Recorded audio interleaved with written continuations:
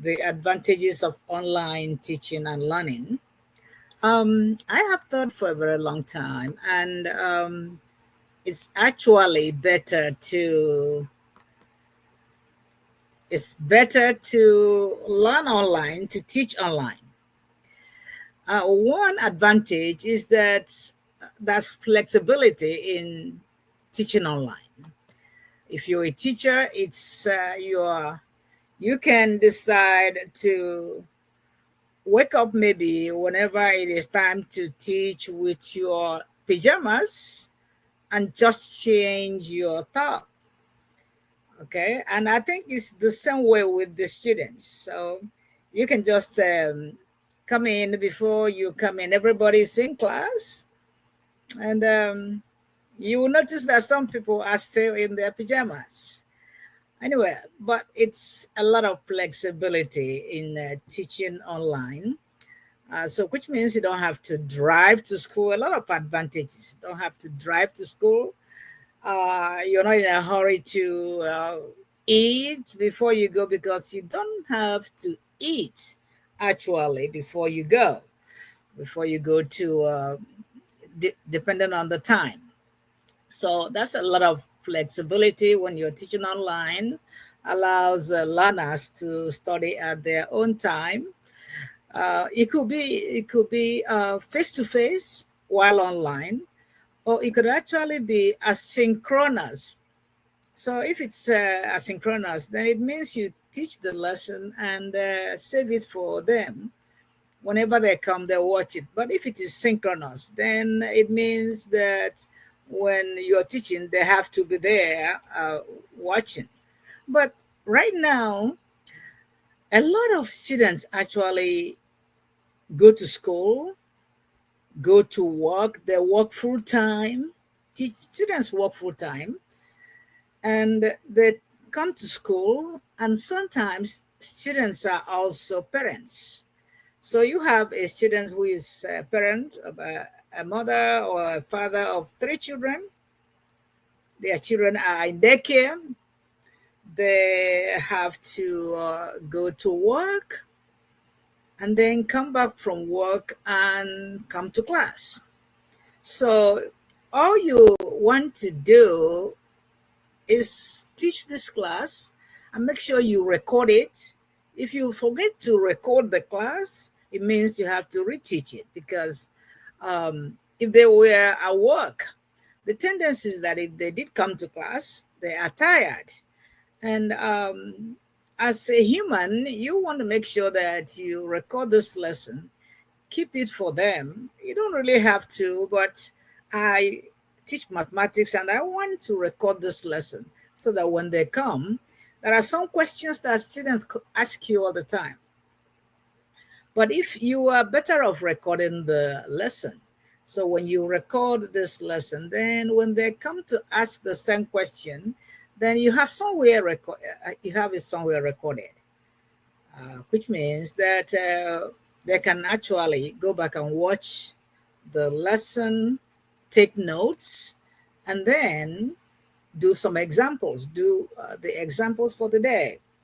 So we're talking about these flexibilities that are in online teaching, both the teacher and the learner. We have a lot of flexibilities when you teach online. And you, who is the teacher, you can actually be also have other things doing. So you might actually be working another job. So which means if you have to teach for 3 hours a day, you can actually be going to maybe work online, do some other side hustles, and still teach online. So it is better for you to teach online, which we call remote, and still do other remote jobs. For example, if I'm a YouTuber, it means that you can actually finish teaching, go and make some videos, or maybe um, do some other things in your studio while you just finish teaching. Okay, so that is one of them. Accessibility. You see, with internet everywhere now, someone can be taking a class from India, from any part of the world. A class you're teaching, someone can be teaching, taking that class, or maybe teaching a class. So it goes both ways. You can be teaching someone who is in Canada, and you are in US. Just because there's internet everywhere, so that's what accessibility is. You can just get into. All you need is your laptop, your pen and paper, and you are actually teaching the class. They are taking notes wherever they are, or you're recording the lesson. There are so many places you can record. You can record on Zoom, you can record on Blackboard, depending on the kind of LMS that your school is using. You can use Canvas. So whatever you are using, you can teach your class anytime, and so that whenever they are ready to learn, they will come back and learn the lessons. Okay, so the other thing is there are a wide range of topics you can teach, especially if you teach from home. You can be teaching anything. I teach math, but I can teach statistics, I teach calculus, I can teach algebra. You can teach different people, so all you need is the hour. If you're teaching 1 hour, then you can teach somebody 1 hour for calculus. You teach 1 hour for algebra. I mean, whatever you are assigned to teach, or you can teach many different schools because you are teaching remotely. You are working remotely. You can work in so many universities, so many technical colleges, or so many high schools, and you can do that just because you have a wide range of schools, wide range of topics. As accessibility, you have your laptop, you have whatever you use to teach. It's also cost effective to teach online. To teach remotely is cost effective because it's the same laptop you use to teach one class is what you're going to teach, they'll use to teach the other. And you are not driving to school, driving to work, which means you may not even have a car, or if you can share a car in the family, because all you do is use the car to go and buy groceries, or go to some weekend out, because you are teaching in your house remotely. Okay, so you are not driving a lot of, you don't buy a lot of gas, you don't spend a lot on gas. All right, it is, well, I would say it is self-paced, because you can actually give more time when you are teaching this, even though it's still your time, but you make time and they record these lessons. By the way, they can watch the lesson, rewatch it, watch it as many times as possible. So this is a plus, it's an advantage that you recorded this lesson, so that it depends on the way people understand, the way people learn. The way people learn is that it helps them to watch the lesson and go back and watch it again. Watch it as many times as they can. But if it is just a face to face that you have to go to school, then they miss a class, they have missed that class. Unless you're recording it, sometimes you don't record because it is a face to face. But if it is a remote class, you can actually record the lesson, even though it is a synchronous class where they are watching you and you're teaching the lesson. Okay, so I'm trying to say that it is more self paced. Remote classes are more self paced. And if it is a synchronous class, then they can ask you questions. You can answer the questions. I mean, they can, at least they are there. They know what you said. They can, everybody paying attention. And by the way, these students know each other. So it's easier to work uh, in teams. You can Networking is easier. It's in both anywhere, but it's easier to work together, networking. And then it's easier to give feedback. They can you give time for questioning easier. And do you have a question? And then people answer questions, or you can actually make up some questions because you have taught this class for a long time. There could be some questions that students have been asking you for some time. So you make sure you record these lessons or you write it down. And at the end of the class, you ask the question. You ask these questions and then answer them, or use a practice test. I like to use practice tests. That way, if I answer the questions one by one, when they see the practice test, it could be during the test, I can just reshuffle the practice test and then change some numbers, but it's still going to be the same practice test because you kind of know what is in the syllabus, so you want to know, make sure you covered whatever is in the practice test. Okay, so we have talked about networking, and it's easier to learn when you can actually talk to other students after class, and then you know who you saw in class. Even if it's a Zoom class, or it doesn't matter which one you're using. If it's a Teams meeting, okay, so there is networking opportunities when you are doing remote. But some students actually still want to go and um, go to school and watch the teacher teach in class. Some people feel that when they're at home, they don't feel that they are in school, so they just play when they're supposed to be learning.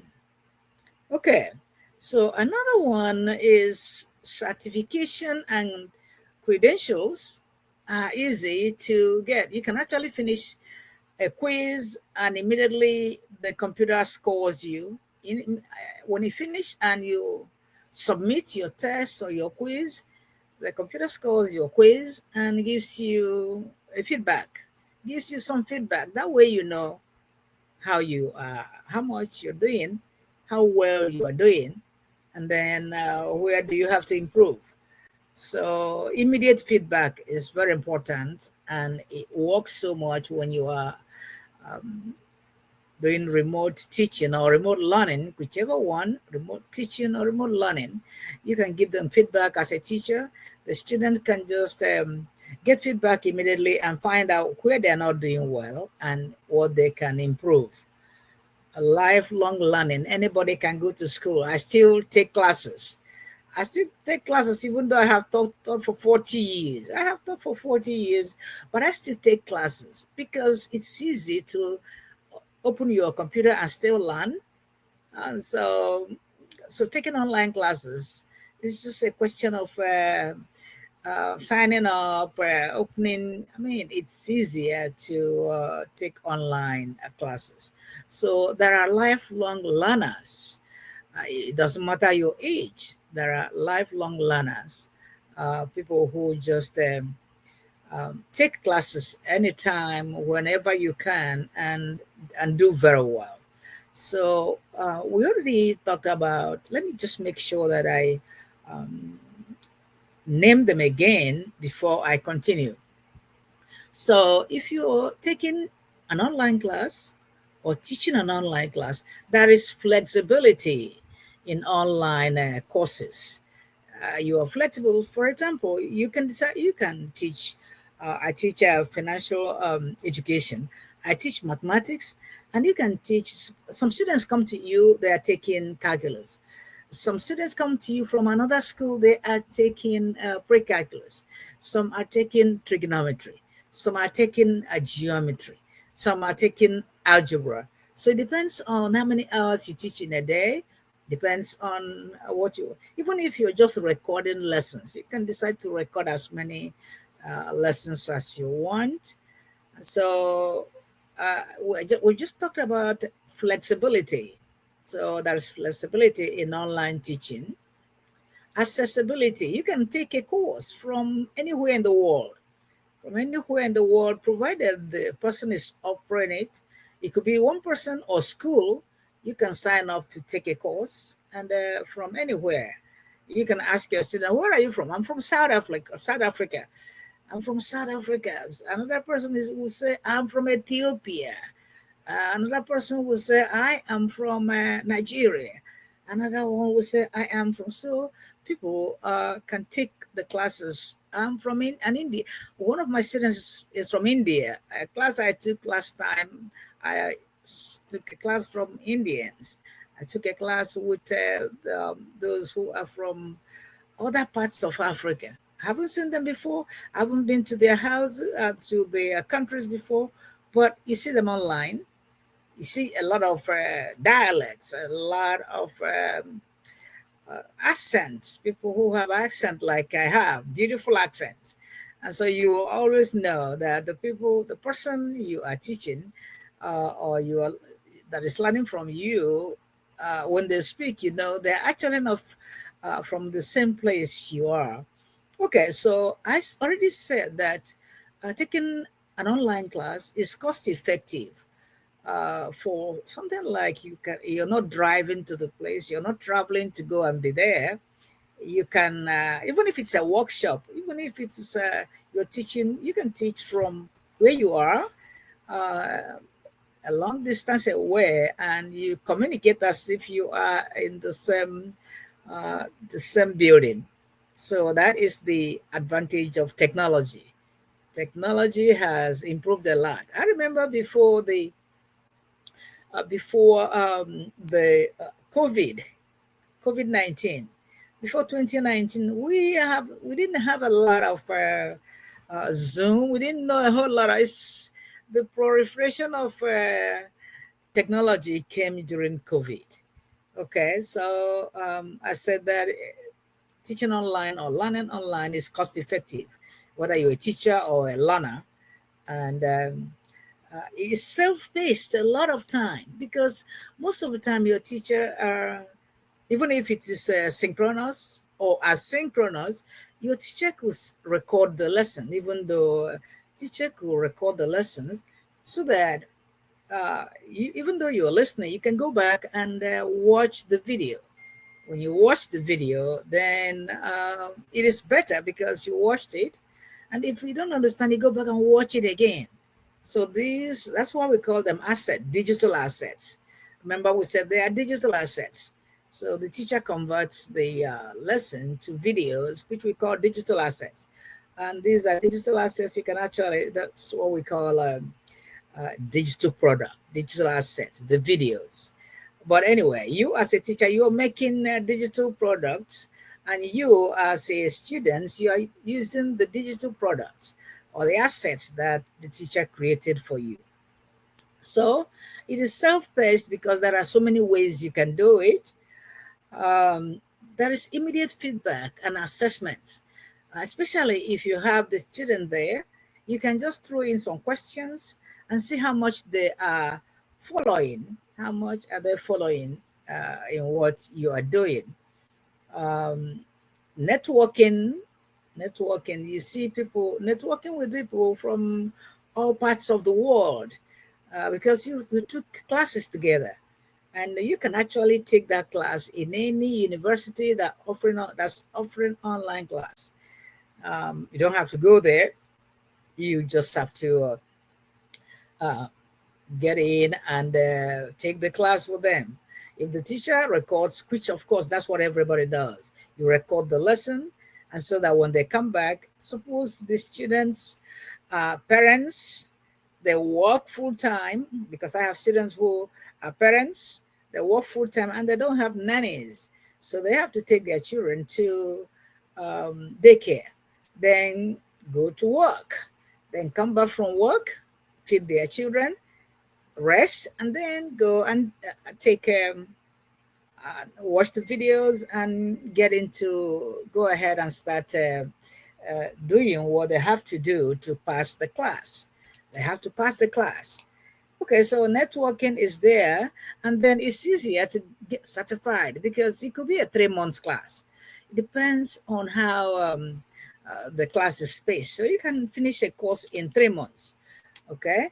And then that is why some people are lifelong learners. You can see people who are at the age of 60, some 70-year-old, they are still learning because there is technology everywhere. You can take classes. It doesn't matter where they offer the class. You can take classes wherever the school is. So overall, online courses provide a convenient and effective way to acquire new skills and new knowledge. So that's what I want to say. My name is Roxana Ezenekwe. I have taught for a long time, taught for 40 years, and I also have a business as Rosie's Consulting LLC. Okay, it's good to meet you. So the next time we shall talk about disadvantages of online education. What are the disadvantages of online education? The disadvantages of online education. Okay, so, all right.